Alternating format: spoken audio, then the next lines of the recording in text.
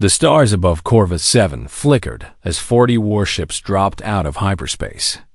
Their massive hulls blocking the pale light of the distant sun, Fleet Commander Torvax stood on the bridge of his flagship, the Dominion's Wrath. Watching the planet grow larger on the view screen, his four eyes narrowed with satisfaction as tactical data scrolled across his display. "There it is," he said to his second-in-command, Lieutenant Kessex, a human research outpost with minimal defenses and perhaps 200 personnel at most. Kessex studied the readings and tilted her scaled head in acknowledgement. Intelligence reports suggest they have only basic shield generators and light defensive weapons. She confirmed. This should be a simple conquest. Torvax allowed himself a rare smile, his sharp teeth gleaming under the bridge lights. He had led the Wrath Dominion's Third Strike Fleet through 30 successful campaigns. And this would be the easiest of them all. A small, human facility on a remote frontier world would give them the perfect staging ground for deeper expansion into human territory. What though? Dominion's intelligence officers had failed to discover was a critical truth about this particular facility. The base below was not a research outpost. It was the United Earth Military Academy's forward training facility, known throughout human space by a single terrifying name, the Crucible. And this week, 2,400 military cadets were in the middle of their final examination, a 72-hour continuous combat simulation designed to test them against the worst invasion scenarios humanity had ever imagined deep underground. In the facility's central command bunker, Cadet Commander Elena Vasquez was already awake when the alarms began screaming. She had been awake for 47 hours straight, coordinating her fellow cadets through wave after wave of simulated attacks. Her eyes were red from exhaustion, and her uniform was stained with synthetic blood from the training rounds. But her mind remained sharp. "Report." She barked at the cadet manning the sensor station. Cadet Technical Specialist Jin Park's fingers flew across his console, and his face went pale as he processed the data. "Commander, we have multiple contacts entering orbit," he said, his voice cracking slightly. 40 warships. Configuration matches Wrath Dominion military vessels. Elena felt her stomach drop. "Are we sure this isn't part of the exam simulation?" "Negative, Commander," Jin replied. "These readings are coming from actual orbital sensors, not the simulation network. And I am detecting real energy signatures consistent with Wrath plasma weaponry." The command bunker fell silent around Elena. 24 cadets stopped what they were doing and stared at the main display, which now showed a swarm of red dots descending toward the planet. For a long moment, nobody moved. Then Elena straightened her spine and took a deep breath. "Well," she said, her voice steady despite the fear coiling in her gut. "Looks like the exam just got a curriculum change." A few nervous laughs rippled through the room. Elena activated the base-wide communication system. "Attention all cadets. This is Cadet Commander Vasquez speaking, and I need everyone to listen carefully." She paused, choosing her next words with care. "We have confirmed hostile forces entering our orbit. And this is not a drill or a simulation, but before anyone panics, I want you to remember something important." She looked around the bunker at the young faces watching her. "We have spent 2 days preparing for exactly this scenario. And every defensive position we built, every trap we laid, every strategy we practiced, it all applies right now, in the engineering bay." Cadet Sergeant Marcus Chun heard the announcement and immediately began checking his equipment. He was a tall, broad-shouldered man with perpetually grease-stained hands and a mind that thought primarily in explosives over the past 48 hours. He had personally overseen the fortification of 17 defensive positions, and he had also built several improvised weapons that were definitely not approved by Academy regulations. "Chun," his teammate called out, "are we really doing this?" Marcus grinned despite the situation. "We've been training for 3 years," he said. And honestly, I was starting to think the simulation was too easy. In the medical wing, Cadet Medic Asia Okonkwo was already preparing for casualties. She was a small woman with steady hands and eyes that had seen more simulated death than most civilians could. Imagine, her instructors called her pragmatic. Her fellow cadets called her terrifying. "Move the emergency supplies to the secondary bunker," she ordered her team, "and set up triage stations at every major intersection." One of her assistants hesitated. "Shouldn't we wait for orders from command?" Aisha fixed him with a cold stare. "When real wounded start coming in, they won't wait for paperwork." Above the planet, Torvax watched his ground forces begin their descent. 8,000 breath soldiers in heavy dropships, supported by armored vehicles and air support. It was massive overkill for a small research outpost. But Torvax believed in overwhelming force. Broadcast the standard surrender demand. He ordered the communication officer complied.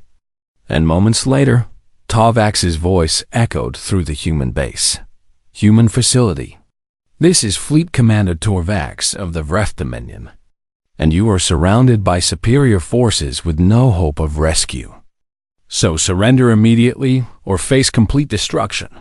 In the command bunker." Elena listened to the transmission with her arms crossed around her. The cadets waited for her response. She looked at them, exhausted, scared, but standing ready at their posts, and felt a surge of pride. "All cadets. This is Commander Vasquez," she announced. "I'm calling for a vote. And raise your hand if you think we should surrender." Not a single hand went up. "And raise your hand if you think we should treat this as our final exam." Every hand in the bunker shot into the air. Elena smiled grimly. Motion carries unanimously.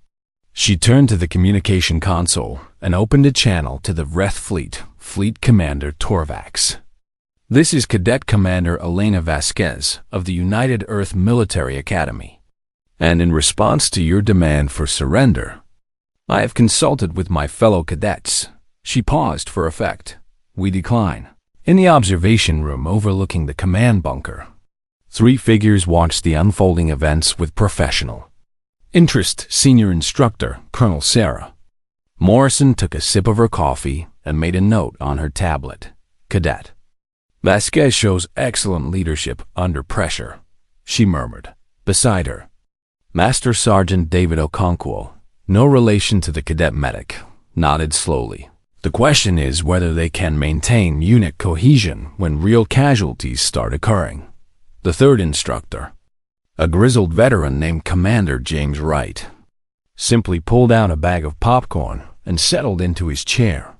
"This," he said with something approaching glee, "is going to be one hell of a final exam." Below them, the cadets began moving into position. They had trained for this their entire academic careers. Now it was time to see if the training would hold, and in orbit, Fleet Commander Torvax gave the order to begin the ground assault, completely unaware that he had just made the worst mistake of his military career. Fleet Commander Torvax expected white flags. He expected terrified humans stumbling out of their base with their hands raised, begging for mercy. What he did not expect was darkness. Every light in the human facility went out at once, plunging the sprawling complex into shadow. For a moment, there was only silence. Then the music started. It came from external speakers mounted on the facility walls. A thundering wall of sound that made the Vreth soldiers flinch in confusion. Heavy drums pounded like artillery fire. Guitars screamed like dying engines. And a human voice roared words in a language that sounded like pure aggression. The Vreth had never heard death metal before. "What is that noise?" Lieutenant Kessex demanded over the communication channel. "Unknown," a ground officer replied. "Some kind of psychological warfare, perhaps." Torvax dismissed it with a wave of his clawed hand. "Ignore their primitive tactics and begin the advance." 8,000 Vrith soldiers moved forward in perfect formation, their weapons ready and their confidence high. They had conquered dozens of worlds and broken Countless enemies, a handful of human researchers. Would pose no challenge, the first wave hit the outer defense. Perimeter exactly as planned, and then everything went wrong. Cadet Marcus Chen watched the advancing Vreth through his tactical display and felt his finger hover over the activation switch. Steady. Elena's voice came through his earpiece. Let them get deeper into the kill zone. They're almost at Marker 7. Marcus reported, wait for it. The Vreth soldiers crossed an invisible line in the sand. And Marcus grinned, now. He pressed the switch. The outer defense grid came alive with murderous efficiency. Automated turrets that the cadets had spent 2 days calibrating opened fire from concealed positions, laying down interlocking fields of plasma fire that turned the open ground into a death trap. Drone swarms launched from hidden bays, filling the air with buzzing machines that harassed the Vreth flanks and disrupted their communications. Explosive charges buried beneath the soil detonated in sequence, creating chaos in the enemy ranks. The Vreth formation shattered. Soldiers dove for cover that did not exist, fired blindly at targets they could not see, and screamed for support that could not reach them in time. In 11 minutes, 400 Vreth soldiers lay dead or wounded on the ground. On his flagship, Torvax stared at the casualty reports in disbelief. How is this possible? He demanded. Kasich shook her head, equally stunned. Commander, those defensive positions are far more advanced than our intelligence suggested, and the humans appear to have spent considerable time fortifying this location. A research outpost does not have this level of defensive capability. Apparently, this one does.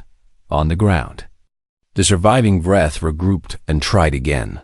This time they advanced more carefully, using cover and suppressing fire to push toward the facility walls. They made it perhaps 50 meters before the cadets counterattacked.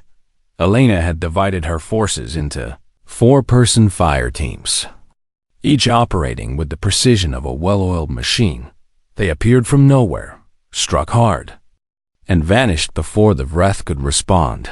They never stayed in one position for more than 30 seconds. They knew every corridor, every shadow, every angle of fire to the Vreth. It seemed like they were fighting ghosts. Lieutenant Kasich led a flanking unit around the eastern side of the facility, hoping to find a weakness in the human defenses instead. She found the obstacle course. The Academy's training grounds had been designed to challenge cadets with every possible combat scenario. Climbing walls, crawling tunnels, balance beams over simulated lava pits. All of it had seemed like mere exercise equipment. The cadets had transformed it into a maze of death. Kasich lost 15 soldiers before she even realized she had walked into a trap. Ambush came from above and below, from hidden bunkers and camouflage positions. Every time she thought she had located the enemy, they had already moved. Commander, she reported back to Torvax, a voice shaking slightly. These humans fight like they have done this before, and they know every inch of this terrain, every possible attack route, every defensive position. That is impossible, Torvax replied. Our intelligence said this was a research facility. Your intelligence was wrong. In the facility's zero-gravity gymnasium, Cadet Specialist Wong had created what she called the kill box. Vreth soldiers who breached the eastern entrance found themselves floating helplessly as the artificial gravity cut out. Easy targets for cadets who had trained in zero-G combat since their first year. In the mess hall, Marcus Chun had rigged the entire kitchen to explode if anyone touched the main doors without entering the correct code. He had done this during the simulation portion of the exam, just in case. Now that foresight was paying off 2 hours into the assault, Torvax had lost over 1,000 soldiers and had not gained a single meter of ground inside the facility. The human casualties number fewer than 50 in the medical wing. Aisha worked without rest, moving from patient to patient with calm efficiency. Most of the wounded were cadets with minor injuries, burns, broken bones, concussions from nearby explosions. But one patient was different. The Vreth soldier had been captured during a failed breach attempt. Wounded but alive, as Shah's assistants had wanted to leave him, but she had ordered them to bring him in. "He is still a patient," she said firmly. "We treat everyone." The Vreth, a young soldier named Varix, stared at her with a mixture of fear and confusion as she cleaned and bandaged his wounds. "Why are you helping me?" he asked in broken human standard, as Shah did not look up from her work, because that is what medics do. Varix was silent for a moment. "You fight well for researchers," as Shah paused. "Researchers?" "That is what our commander said, that this is a human research facility with minimal military presence." Aisha stared at him. Then she began to laugh. It was not a kind laugh. "Oh," she said. "Oh, your commander's made a very big mistake." "What do you mean?" Aisha finished bandaging his arm and looked him directly in his 4 eyes. "This is not a research facility," she said. "This is a military academy, and you attacked us during our final examination. Which means every single person in this base has been training for exactly this scenario for 3 years." Varix's scales went pale. "You were saying we attacked a school, not just any school," Aisha smiled. "And there was no warmth in it. You attacked humanity's most brutal military training program in the middle of our graduation test. And you want to know the really funny part?" Varix did not want to know, but he could not stop himself from asking what. "We were hoping for a harder exam in the command bunker." Elena reviewed the battle data and made a decision. She opened a direct communication channel to the Vreth flagship. Torvax's face appeared on her screen, his expression a mixture of rage and disbelief. "Fleet Commander Torvax," Elena said calmly. "I am required by regulations to inform you of something important." "You will surrender immediately," Torvax snarled. "No, I will not," Elena replied. "But I will tell you what you have actually attacked. Since your intelligence clearly failed you." She straightened her posture and spoke with formal precision. "This is the United Earth Military Academy Forward Training Facility. Designation the Crucible, and you have launched your assault during our final combat examination. Which means you are currently being graded." She paused. "Your performance so far has been unsatisfactory." Torvax cut the communication in the observation room. Commander Wright laughed so hard he nearly choked on his popcorn. Did she just tell them they were failing? Sergeant Okonkwo, asked Colonel Morrison, made another note on her tablet. "Excellent psychological warfare," she murmured approvingly. Cadet Vasquez continues to exceed expectations. Below them, the battle raged on, and the Vreth were only beginning to understand the true nature of their mistake. Torvax stared at the tactical display and felt something he had not felt in 30 years of military service. Fear 4 hours into the assault. He had lost 2,000 soldiers, 2,000 veteran warriors, killed or wounded by what he now understood were not researchers, but students. Students, the word echoed in his mind like a curse. He had attacked the human school, and the school was winning. "Commit all remaining ground forces," he ordered, his voice tight with barely controlled fury. "Every soldier, every vehicle, every piece of equipment we have." Kessex looked at him with concern. "Commander, perhaps we should reconsider our approach. We outnumber them nearly 4 to 1. Torvax snapped. "We have orbital superiority in heavy weapons, and they are children playing soldier in a training facility. Children who have killed 2,000 of our warriors. Then we will kill them with numbers." He turned to his tactical officer. "Launch everything on the ground." The remaining 6,000 Vreth soldiers began their advance. Armored vehicles rolled forward, supported by air units and artillery. It was the kind of overwhelming force that had broken a dozen species across 100 worlds in the command bunker. Elena watched them come and felt a strange calm settle over her. "All units, "This is Commander Vasquez," she announced. "Prepared to implement Scenario Omega-7 across the facility." Cadets exchanged nervous glances. Scenario Omega-7 was a defensive protocol they had studied in their second year. It was designed for situations where the defenders were outnumbered, outgunned, and had no hope of relief. They'd always assumed it was theoretical. "Are we really doing this?" Someone asked over the communication channel. "We are really doing this," Elena confirmed. "All teams to designated positions, and remember your training. Because this is what we prepared for." The Crucible transformed corridors that had seemed empty suddenly revealed hidden blast doors that slammed shut, dividing the facility into dozens of isolated kill zones. Floors became electrified in predetermined patterns, creating paths that only the cadets knew how to navigate. Ventilation systems began pumping sleeping gas into specific sections, while others pumped oxygen to keep the defenders alert. Every training hazard in the facility became a weapon.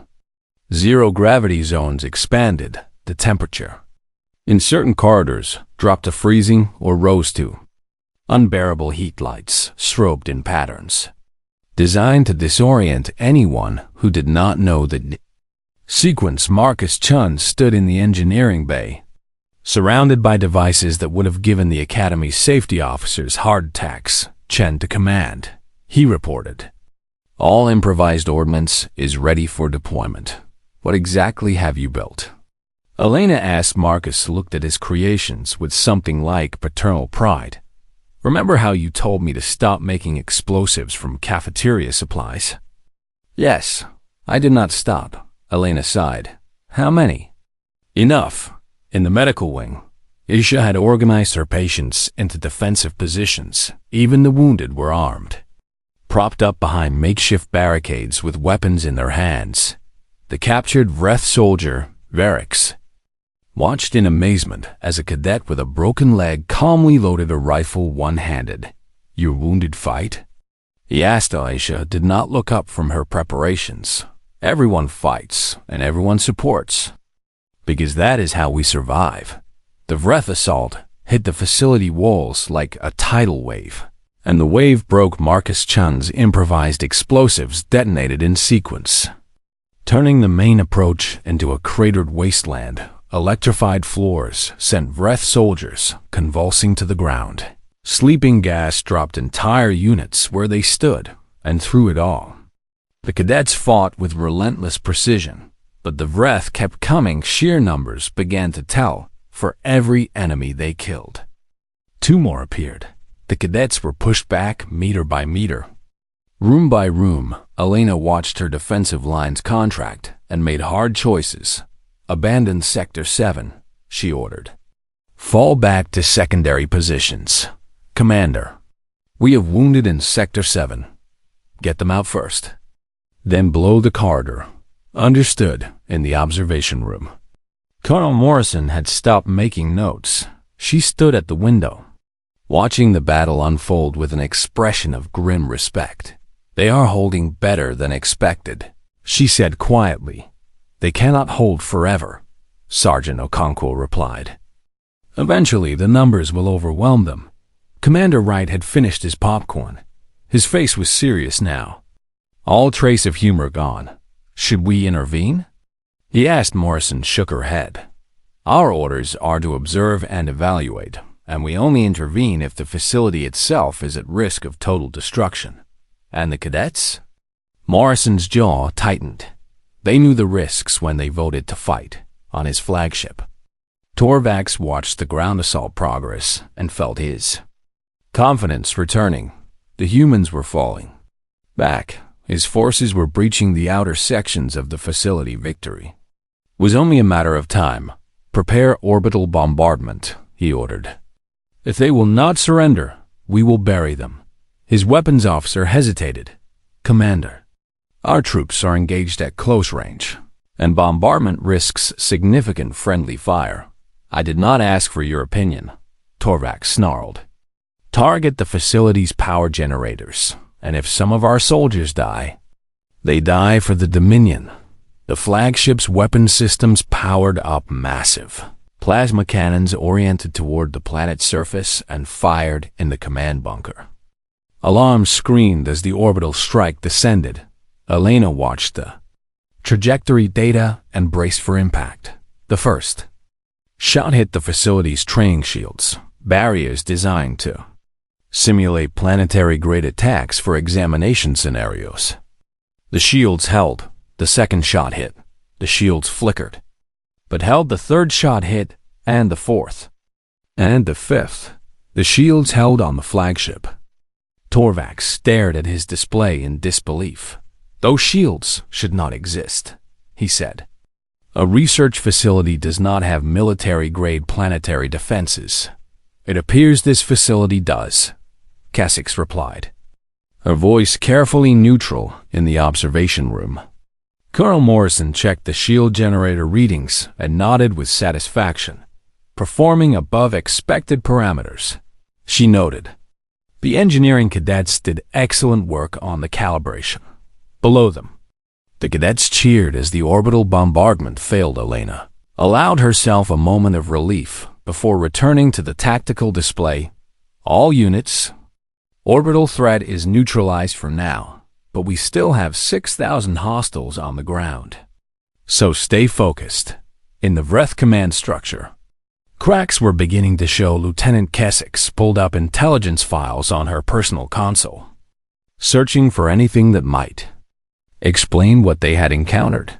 She found fragmentary data, references to the Crucible, to human military training, doctrine, to continuous combat simulation exercises. The picture that emerged was horrifying. The humans did not just train their soldiers, they tortured them. 72-hour examinations with no sleep, constant simulated attacks, psychological pressure designed to break anyone who was not truly committed. And the survivors of this process became humanity's warriors. Kasich looked at the casualty reports and understood they had not attacked a soft target. They had attacked a facility full of humans who had been forged in fire. She approached Commander Torvax with her findings. Commander, I believe I understand what we are facing. Torvax barely glanced at her. I do not care what we are facing, and I care only about victory. Then you should care about this, Kasich insisted. These humans classified this facility as an educational institution, and the defenders are not soldiers, but students in training. Torvax's 4 eyes finally focused on her. That makes no sense. It makes perfect sense if you understand human military doctrine. She showed him her data. They train their young for war the way we train our elite special forces, but they do it to everyone. And they start when they are barely adults. Torvax studied the information. His scales went pale. They expect their students to fight actual wars as part of their education? Not expect, Kasich corrected. Prepare in the command bunker. Elena received an update on casualties. 187 cadets dead. 312 wounded. They had held for 6 hours. Reinforcements from Earth were 18 hours away. Elena did the math in her head and did not like the answer. She opened the base-wide channel. Attention all cadets. This is Commander Vasquez with a status update. She kept her voice steady, projecting confidence she did not entirely feel. We have held for 6 hours against superior numbers, and Earth reinforcements are on the way. But we have 12 more hours to survive. She paused. Halfway there. A ragged cheer went up from the surviving cadets. Elena smiled despite herself. And remember, she added, this counts for 40% of your final grade. So do not even think about failing. The laughter that followed was exhausted but genuine, and somewhere in that laughter, Elena found the strength to keep fighting 12 more hours. They could do this. They had to. Our 2,200 cadets remained alive and combat-capable. 100 out of 2,400. They gathered in the Central Assembly Hall, the same hall where they had celebrated their first Day at the academy 3 years ago, and now the walls were scarred with plasma burns and the floor was stained with blood. Elena stood on the raised platform at the front of the hall, looking out at the faces of her surviving classmates. They were exhausted, wounded, and running on nothing but stimulants and stubborn refusal to die. They were the most beautiful thing she had ever seen. "You all know the situation," she said, her voice carrying across the silent room. "A second Vreth fleet is incoming, and our reinforcements will not arrive in time to stop them." She paused. "If we stay here and defend, we will be destroyed, and everything we have fought for will mean nothing." Murmurs rippled through the crowd. "But I did not bring you here to tell you to give up," Elena continued. "I brought you here because I have a plan." She activated the holographic display behind her. The image showed the Vreth flagship in orbit, surrounded by its remaining escort vessels. "The enemy expects us to hunker down and wait for death," Elena said. "They do not expect us to attack." The murmurs grew louder. "Chen has identified 12 training spacecraft in the orbital hangar that are flight-capable," Elena explained. "They are unarmed, short-range, and definitely not designed for combat." Marcus stepped forward, grinning despite the bandages covering half his face. "But they have engines," he said. "And I've spent the last 2 hours loading them with every piece of explosive material I could find. And when those ships hit something at full thrust, they will hit very hard." Elena nodded. "The plan is simple, and we are going to ram the Vreth flagship."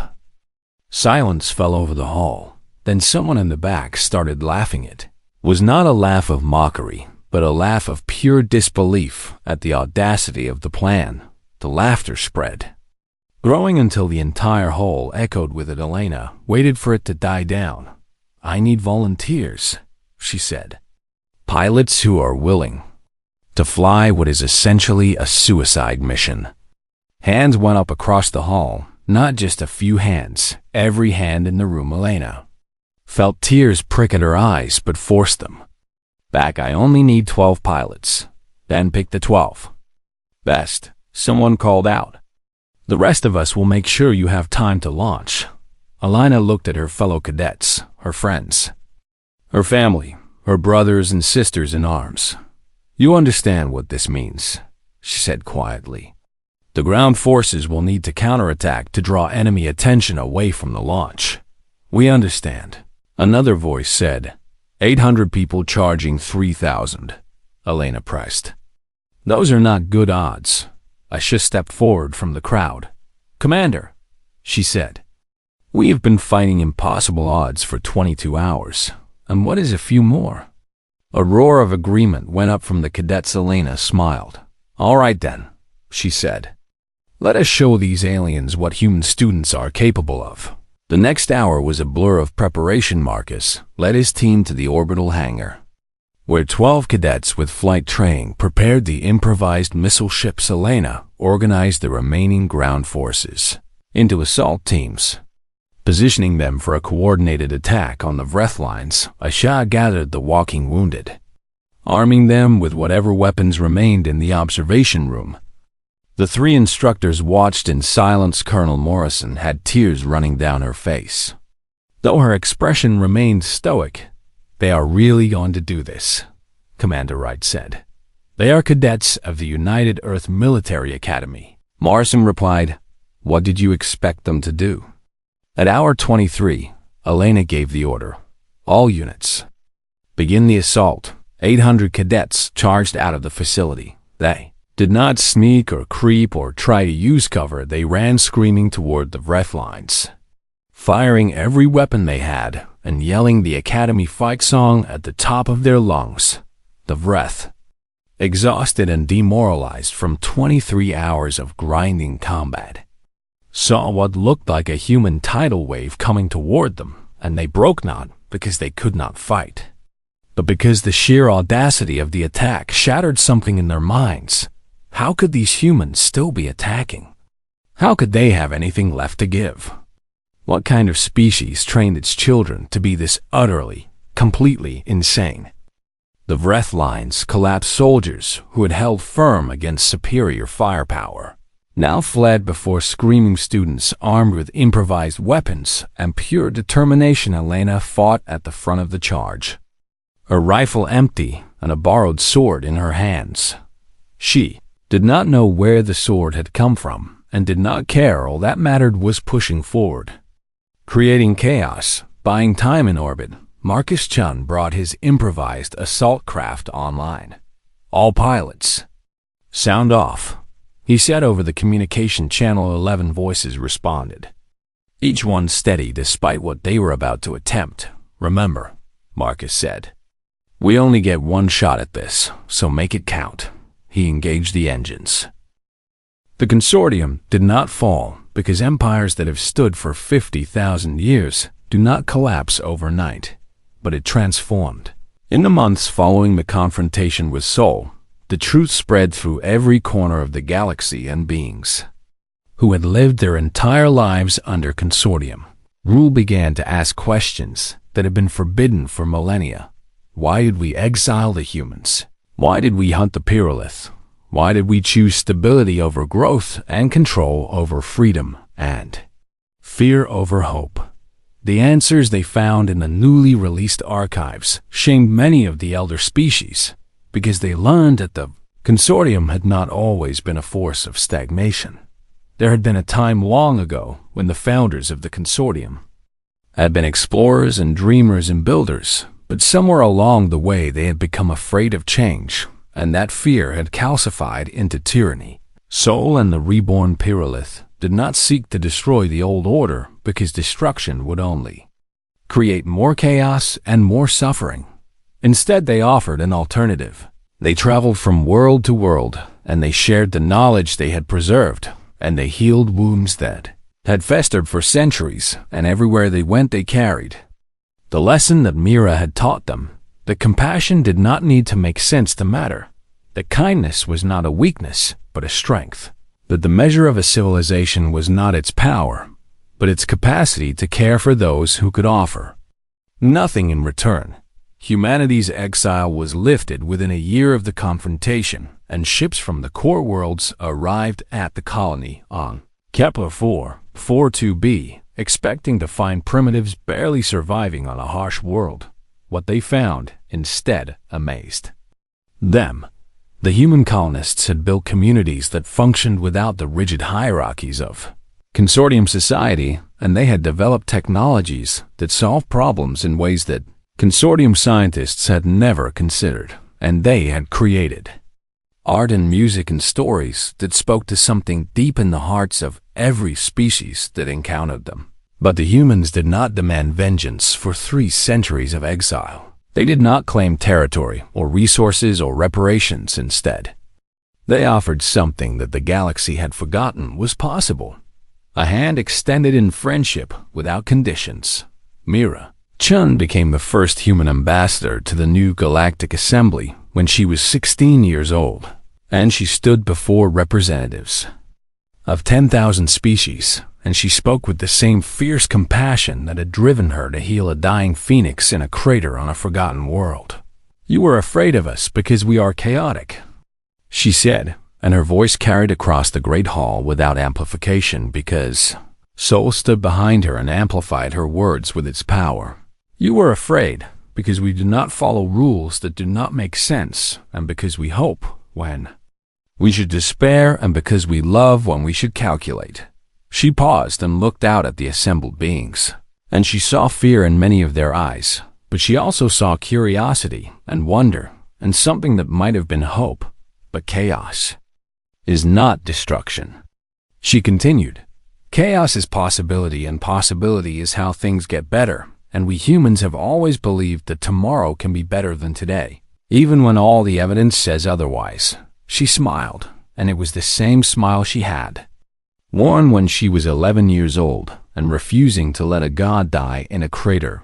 "We do not want to rule you," she said. "We do not want to control you or dominate you or force you to be like us, and all we want is the chance to be your friends and to learn from you and to teach you what we have learned." The hall was silent for a long moment, and then A single voice rose from the assembly. It was Admiral Vex, who had once commanded 12,000 warships and who had been ready to destroy the human colonies on the orders of the Consortium. "I have served the Consortium for 30,000 years," he said, and his voice was heavy with the weight of ages. "And in all that time, I never questioned whether what we were doing was right, because I believed that stability was the highest good." He looked at Myra and at Sol and at the other Pyrolith, who burned like stars around the hall, and he said, "But you showed me something I had forgotten, and you showed me that there is more to existence than simply surviving, and that a child's kindness can change the universe." He bowed his ancient head and said, "I would like to learn how to hope again." One by one, the other representatives rose and bowed and offered their own words of reconciliation, and by the end of the day, the Galactic Assembly had voted unanimously to dissolve the old Consortium and create something new in its place. They called it the Kindred because Myra suggested the name and because it reminded them that they were all connected regardless of species or history or the mistakes of the past. The Pyroliths spread throughout the galaxy, not as conquerors, but as healers. And they tended to broken worlds and forgotten peoples. And everywhere they went, they carried the warmth of human compassion in their ancient hearts. Years later, scholars discovered a prophecy in the Consortium archives from a species that had been extinct for 100,000 years. The prophecy spoke of a dying light reborn in mortal hands, and of children who would teach immortals to weep, and of a galaxy transformed by the simple stubborn refusal to accept that things could not be better. The prophecy's name translated roughly to an old Earth word, humanity. Mira read the prophecy when she was an old woman surrounded by her children and grandchildren and by the friends she had made among 1,000 species, and she laughed because she had never believed in prophecies. "I did not save Sol because of destiny," she told her youngest grandchild, who had asked her to tell a story one more time. "I saved Sol because it was hurt, and I could help, and that was enough."